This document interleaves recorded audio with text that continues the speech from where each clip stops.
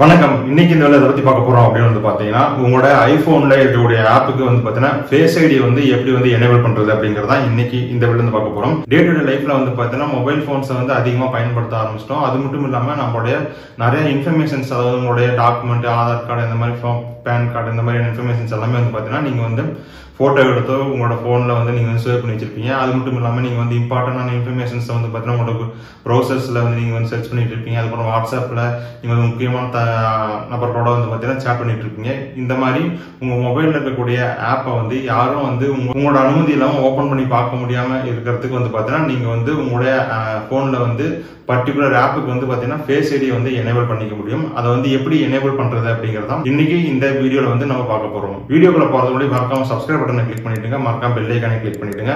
அப்பதான் நாங்க போற அப்டேட்டுகள் உங்களுக்கு உடனுக்குடனே வந்து சேரும்.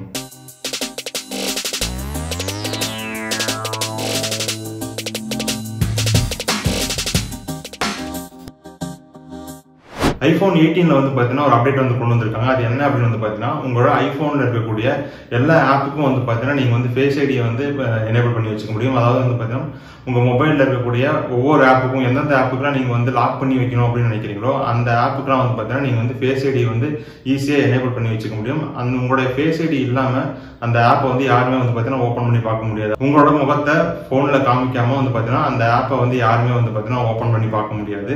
இது வந்து பாத்தீங்கன்னா நீங்க வந்து எந்த ஆப்புக்கெல்லாம் நீங்க வந்து இந்த மாதிரி ஃபேஸ் ஐடி வச்சு லாக் பண்ணணும்னு நினைக்கிறீங்களோ அந்த மாதிரி எல்லா ஆப்புக்கும் வந்து பாத்தீங்கன்னா நீங்க வந்து இண்டிவிஜுவலா வந்து ஆப்புக்கு வந்து அந்த ஃபேஸ் ஐடி வந்து எனேபிள் பண்ணி வச்சுக்க முடியும். அதை வந்து எப்படி எனேபிள் பண்றது அப்படிங்கறதான் இன்னைக்கு இந்த வீடியோல நம்ம பார்க்க போறோம்.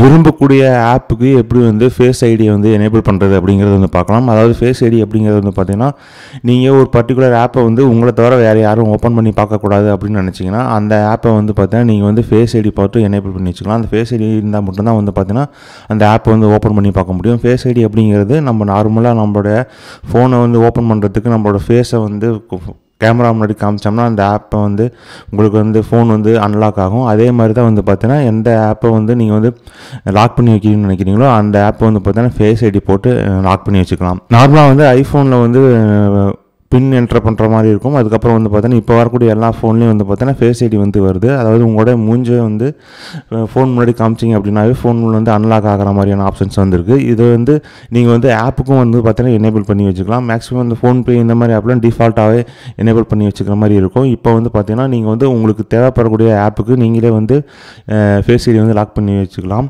இப்போ வாங்க இப்போ வந்து பார்த்தீங்கன்னா நான் வந்து இந்த ப்ரௌசருக்கு வந்து நான் ஃபேஸ் ஐடி வந்து எனேபிள் பண்ணணும்னு நினைக்கிறேன். ஜஸ்ட்டு வந்து இந்த ப்ரௌசர் ஆப்பை வந்து அழுத்தி பிடிங்க. அழுத்தி பிடிச்சதுக்கப்புறம் வந்து பார்த்தீங்கன்னா உங்களுக்கு வந்து ஆப்ஷன்ஸ் வந்து ஓப்பன் ஆகும். இதில் வந்து பார்த்தீங்கன்னா ரெக்வயர்ட் ஃபேஸ் ஐடி அப்படிங்கிற மாதிரி கேட்குது.